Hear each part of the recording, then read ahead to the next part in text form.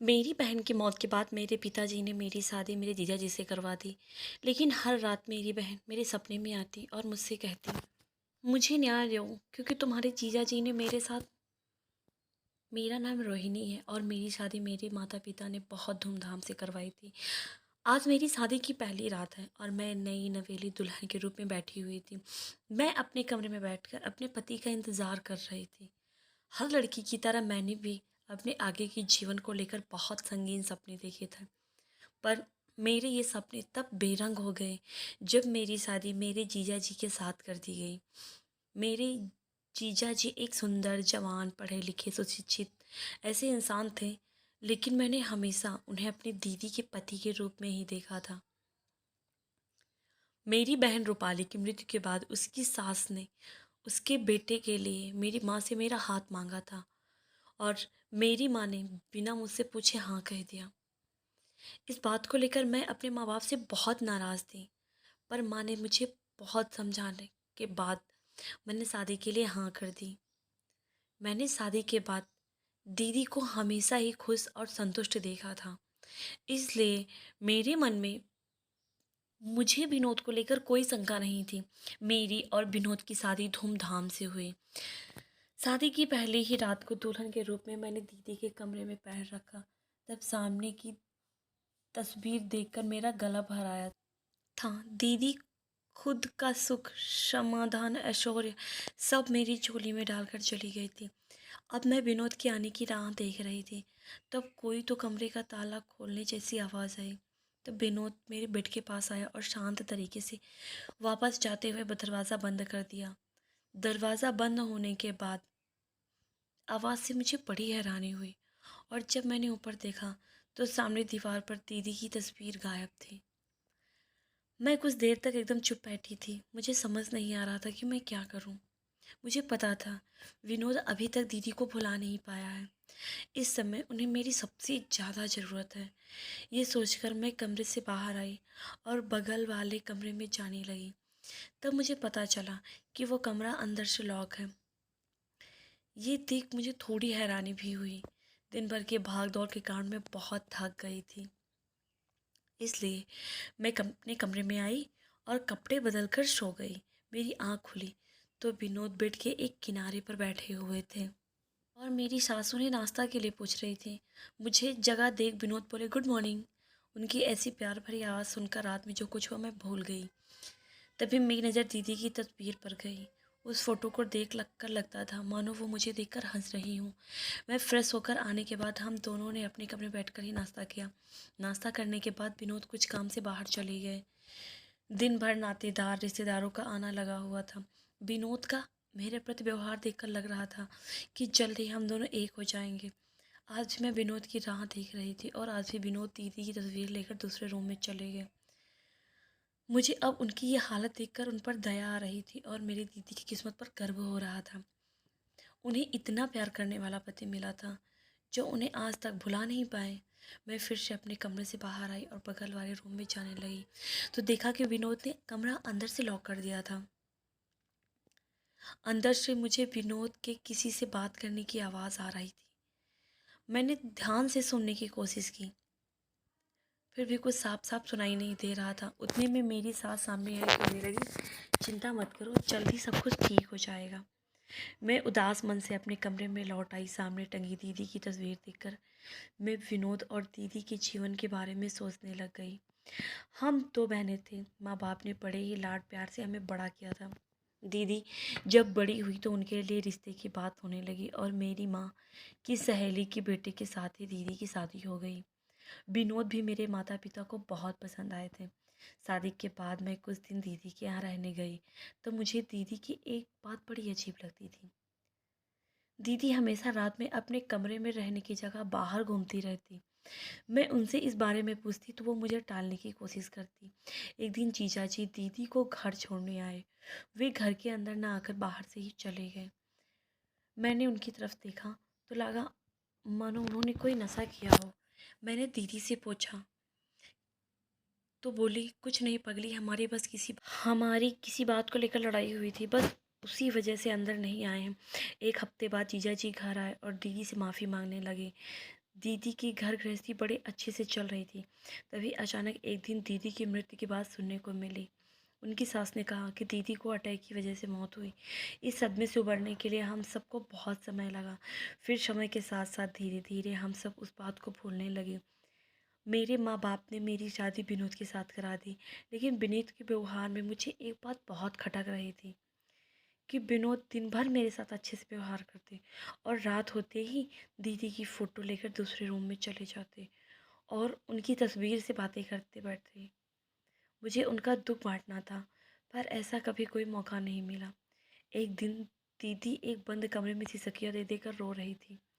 ऐसा मुझे सपना दिखा। दीदी मुझे हाथ देकर अपने पास बुला रही थी और कह रही थी कि मुझे न्याय चाहिए। मेरी आत्मा को तब शांति मिलेगी जब मुझे न्याय मिलेगा, और ये सिर्फ तुम कर सकती हो। मैं उससे कोई सवाल करती उससे पहले ही डर कर मेरी आँख खुल गई। देखा तो कमरे में पूरी तरीके से अंधेरा था और मैं पसीने से सारा बोर हो गई थी। मेरे कान में दीदी के बोल घूम रहे थे। दूसरे दिन विनोद काम पर जाने के बाद मैं चुपचाप उस कमरे में गई, क्योंकि मुझे जानना था आखिर उस कमरे में चल क्या रहा है। मैं उस कमरे में गई तो वहाँ सिर्फ एक सोफ़ा और एक अलमारी ही थी। अलमारी खोलकर देखी तो उसमें सिर्फ गोलियों के खाली पत्ते पड़े थे। उन गोलियों को मैंने ध्यान से देखा। शायद वो दीदी की गोलियां ही थी, क्योंकि दीदी पर्स में हमेशा गोलियां पड़ी रहती हैं। पहले मैंने ठीक से ध्यान नहीं दिया, पर गोलियों के ऊपर नाम पढ़कर मुझे धक्का सा लगा। मुझे लगा शायद मुझे ही कुछ गलतफहमी हुई है, इसलिए मैंने वो गोलियों के पत्ते वहीं रखकर अलमारी बंद करने ही वाली थी कि अलमारी के ऊपर ही वाले हिस्से में एक बैग रखी थी। उस बैग को मैंने खोलकर देखा तो उसमें नशा करने की दवाइयाँ रखी हुई थी। मैं उस बैग को चुपचाप अपने कमरे में ले आई। शाम होते ही मुझे विनोद बेचैन दिखने लगे। ऐसे क्यों लग रहा था मानो उनकी कोई कीमती चीज़ खो गई हो। मुझे उनकी बेचैनी साफ नज़र आ रही थी, लेकिन मैंने अनदेखा कर दिया, क्योंकि मुझे पता था कि वे नशा करने वाली दवाई लेते थे। पत्नी होने के नाते मुझे उनकी ये आदत छुड़ानी थी। मेरी बहन भी हमेशा उन दवाइयों को अपने पर्स में रखती थी, क्योंकि वो भी उनकी ये आदत छुड़ाना चाहती थी। और मुझे विनोद को अपना बनाना था, इसलिए मैंने उनके लिए उनकी पसंद का खाना भी बनाया। रात में खाना खाने के बाद विनोद ने मेरी बहुत तारीफ़ की और कहा, इसके बदले क्या गिफ्ट चाहिए तुम्हें। मैं उनकी तरफ देखने लगी। उनके पूछने का तरीका थोड़ा अजीब लगा मुझे, और सास के सामने उन्हें क्या जवाब दूँ, ये मेरी समझ में नहीं आ रहा था। मैं चुप रही। विनोद ने फिर वही सवाल किया। तब मेरी सास ने मुझे कुछ काम बताकर किचन में भेज दिया, और पता नहीं वो बिनू से धीमी आवाज़ में क्या बोले जा रही थी। मुझे विनोद का व्यवहार बड़ा अजीब लगा। एक दिन बड़ी हिम्मत करके मैंने अपनी सास से पूछा, तुम्हारा बेटा तो नशा करता है, फिर आपने मेरी शादी उनके साथ क्यों कराई। तुम जैसा सोचती हो वैसा कुछ नहीं है। तुम्हारी बहन के जाने के बाद वो एकदम अकेला पड़ गया था, और उसी वजह से वो नशा करने लगा। मैं उसे समझाती हूँ। मैं रात में आंख बंद की तो दीदी रोते हुए मुझसे न्याय मांग रही थी। आखिर वो कैसा न्याय मांग रहे थे। मेरी दीदी का रोता हुआ चेहरा याद करके मैं बेचैन हो जाती थी। मेरे मन में तरह तरह के सवाल उठ रहे थे। मेरी दीदी की मौत कहीं किसी कोई कारणवश तो नहीं हुई थी। सास ने कहा था कि दीदी की मौत अटैक की वजह से हुई है। उन्हें अटैक आया तो उन्हें अस्पताल ले जाया गया। तब ना तो हमारे में से कोई पूछने की मनस्थिति में था, और ना ही किसी के मन में यह ख्याल भी आया। लेकिन मेरी बहन का यूँ सपने में आना ताज्जुब वाली बात थी। मैं अपने कमरे में कुछ ढूंढने लगी, जिसके कारण मुझे दीदी की मौत की वजह पता चल सके, पर ऐसा कुछ नहीं मिला। मैंने विनोद जाने के बाद दूसरे कमरे की साफ़ सफाई के बहाने बहुत ढूंढने की कोशिश की, पर मुझे कुछ नहीं मिला। अब बचा तो वह मेरी सास का कमरा, और आखिर वही हुआ। मुझे मेरी सास के कमरे में एक फ़ाइल मिली, जिसमें कि दीदी की वजह हार्ट अटैक था, ऐसा लिखा था। ये पढ़कर मेरी जान में जान आई, और मैं खुद पर शर्मिंदगी आने लगी। मैं अपने ही परिवार पर शक कर रही थी। दिन ऐसे ही बीतते गए। एक दिन विनोद दूसरे कमरे में दो तस्वीरें ले जाते हुए देखा। एक तस्वीर तो दीदी की थी, पर दूसरी किसकी थी, यह सवाल खड़ा होता है। दूसरे दिन मैंने सोने का नाटक किया। मुझे सच क्या है ये जानना जरूरी था। मुझे लगा कि विनोद मेरे कमरे में आए और पहले देखा कि मैं सोई या नहीं। फिर दीदी की तस्वीर अपने हाथों में लेकर दूसरे कमरे में चले गए। धीरे से मैंने उनके पीछे जाकर कमरे का दरवाज़ा धीरे से खोलकर देखा, तो विनीत दीदी की तस्वीर देखकर रोए जा रहे थे। कह रहे थे, रूपाली तुम्हें दूसरी दुनिया में कितना अकेला महसूस होता होगा। मैं तुम्हें दुखी नहीं देख सकता। जल्दी मैं तुम्हारा ये अकेलापन दूर कर दूँगा। मैं भी जल्दी तुम्हारे पास आ जाऊँगा। ये बोलकर वो फूट फूट कर रोने लगे और दोनों तस्वीरों को एक दूसरे के ऊपर रखकर कुछ बोलने लगे। ये सब सुनकर मेरे पैरों तले ज़मीन खिसक गई। मैं वहाँ से दौड़कर अपने कमरे में आ गई और सोचने लगी, शायद विनोद आत्महत्या करने की सोच रहे और क्या सोच रहे होंगे। मुझे उन्हें इन सब चीज़ों से बाहर निकालना था और ये सोचते-सोचते मेरी आँख लग गई। फिर से दीदी मेरे सपने में आकर मुझसे न्याय माँगने लगी। मैंने भी सपने में उन्हें न्याय दिलाने का भरोसा दिलाया, जिससे वो हँसने लगी। मुझे किसी भी हर हालत में उन्हें न्याय दिलाना था, पर मुझे समझ नहीं आ रहा था, मैं ये सब कैसे करूँ? दूसरे दिन मैंने अलमारी में वो बैग ढूँढने की कोशिश की जिसमें नशीली दवाई रखी थी, पर वो बैग गायब थी। मैंने दूसरे कमरे में देखा तो अलमारी की चाबी भी गायब थी। ये सब विनोद का ही कारस्तानी था। वो नशे की हालत में दीदी के पास जाने की सोच रहा था। मैं नाराज़ होकर अपने कमरे में आने लगी तो सामने से मेरी सास आ रही थी। उनके चेहरे पर किसी बात को लेकर चिंता साफ नज़र आ रही थी। मुझसे कहने लगी, क्या क्या तुम्हारे फ़ोन पर एक कॉल कर सकती हो? ये नंबर डॉक्टर का, मेरे सर में बहुत दर्द हो रहा है, वो मुझे कोई दवाई बता देंगे? ऐसा कहने पर मैंने वो फ़ोन लगाया और जाने अनजाने में मेरी उंगली रिकॉर्डिंग बटन पर दब गई। वो फ़ोन लेकर सास अपने कमरे में चली गई। रात में विनोद बहुत देरी से आए, पर वे बहुत खुश नज़र आ रहे थे। मैंने उनसे खाने मैंने उनसे खाने की पूछने पर कहने लगे कि मैं खाना खा कर आया हूँ और तुम्हारे लिए पार्सल लेकर आया हूँ। मुझे वो सब देखकर वे दीदी की फ़ोटो लेकर दूसरे कमरे में चले गए। मैंने वो पार्सल लिया और अपने कमरे में आ गई। मैं अपने फ़ोन में अपनी पसंदीदा गाने सुनने ही वाली थी कि मेरी नज़र उस रिकॉर्डिंग कॉल पर पड़ी। मुझे वो सब नहीं सुनना था, पर वो कॉल करीब आधे घंटे तक चला।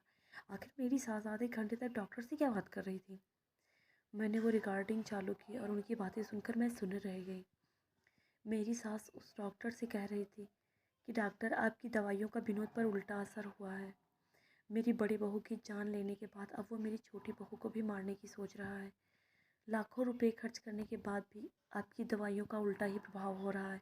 आप मेरे पैसे लौटा दीजिए, वरना आपके लिए ठीक नहीं होगा। ये मेरी सास उस डॉक्टर को धमकी दे रही थी। तब डॉक्टर ने हंसते हुए कहा, देखिए, आप ये मत भूलिए कि आपका बेटा एक मानसिक रोगी है, और तो और वो एक अपराधी भी है। अपनी ही पत्नी को मार डाला है। आप मुझसे ढंग से बात करिए, वरना आप अपने ही आप जेल में फंस जाएंगे। आप वो दवाइयाँ मेरे पास लेकर आइए, मैं बदल कर दे दूँगा। जल्दी आपका बच्चा ठीक हो जाएगा। मुझे ये सब सुनकर बहुत धक्का लगा। मेरी मनोस्थिति बहुत ख़राब हो गई थी। अब मुझे समझ आ गया था कि दीदी बार बार मेरे सपने में आकर मुझसे न्याय क्यों मांगती थी। मैंने वो फ़ोन ठीक ढंग से तकिए के नीचे रखा और दरवाज़ा बंद करने उठी तो विनोद अस्वस्थ हालत में मेरे सामने खड़े थे और कहने लगे कि अभी तक तुम सोई नहीं? बस सोने ही वाली थी। खाना खाया तुमने? हाँ, वो बहुत टेस्टी था। ये सुनकर उसका चेहरा खिल उठा था और वो दूसरे कमरे में चले गए। मैंने दरवाज़ा बंद किया। मेरी हिम्मत हार चुकी थी। अब मैं ज़ोर ज़ोर से रोने लगी। मैंने अपना फ़ोन निकाला और अपने माँ बाप को सारी हकीकत बताई। पहले तो उन्हें विश्वास ही नहीं हुआ। फिर मेरे पापा ने मेरा हौसला बढ़ाया और मुझे पुलिस को फ़ोन करने के लिए कहा, क्योंकि अब मेरी खुद की जान खतरे में थी। मैंने पुलिस को फ़ोन किया और उन्हें सारी बात बताकर घर का पता दिया। इसके आगे क्या होगा ये सोचकर मेरे दिल की धड़कन तेज़ हो गई थी, पर मुझे मेरी दीदी को न्याय दिलाना ही था और मुझे खुद की जान भी बचानी थी। थोड़ी देर में ही पुलिस मेरे घर पहुंची और मेरी सास और विनोद को पकड़ कर ले गई। विनोद, जो मेरे मरने की राह देख रहा था, वो हॉल में चक्कर लगा रहा था। मैंने वो रिकॉर्डिंग और वो खाने का पार्सल जिसमें जहर मिला था पुलिस को दे दिया, जिसके कारण उन दोनों को सज़ा दिलवाने में बहुत मदद मिली। उनकी केस कोर्ट गई और विनोद को पागल खाने में शिफ्ट कर दिया गया। वो एक मानसिक रोगी था और उसे सुंदर लड़कियों का तिरस्कार था। मेरी सास को 10 साल की सज़ा हुई और वो डॉक्टर को भी उनका साथ देने के कारण उसे भी सज़ा हुई। जल्द ही मैंने विनोद से तलाक ले लिया और अपने माँ बाप के साथ आग आगे का जीवन बिताने लगे। एक रोती हुई लड़की का दुख सभी को नज़र आता है, पर एक हंसती मुस्कुराती हुई लड़की को भी कोई परेशानी हो सकती है, ये कोई भी जानने की कोशिश नहीं करता। अगर उन्हें ये बात पहले ही समझ आ गई होती तो मेरी दीदी आज हमारे साथ होगी। लेकिन मुझे इस बात की खुशी है कि मैं अपनी दीदी को न्याय दिला पाई।